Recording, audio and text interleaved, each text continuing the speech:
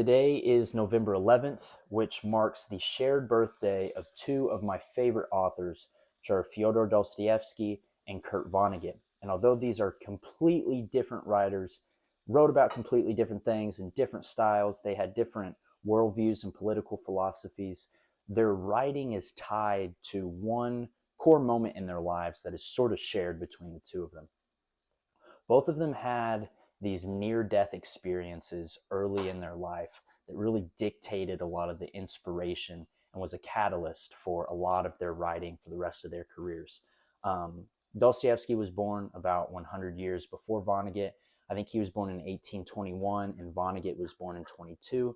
And you might already know this, but Dostoevsky, a lot of his theology, his philosophy came from this near death experience that he had where he was sentenced to death for being a part of this liberal literary circle that was handing out these liberal letters that I think indicated in some way a desire to overthrow the czar.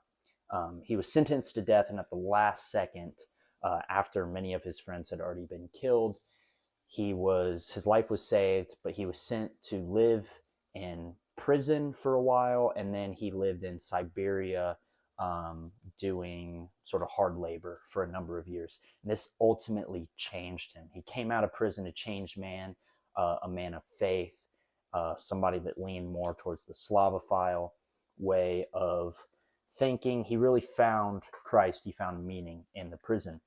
Now, Vonnegut, on the other hand, had an early run-in with death. He was born in 22, but he served in World War II, so he's obviously very young, and he's an American, if you don't know. And he was, I think, a German prisoner of war. And at the time, he was held in Dresden, Germany, during the carpet bombing of Germany by Britain. And all the prisoners of war should have died. But luckily, he was in a slaughterhouse in a meat locker that was 3 floors underground. Um, a large part of the inspiration for his most famous work, Slaughterhouse Five.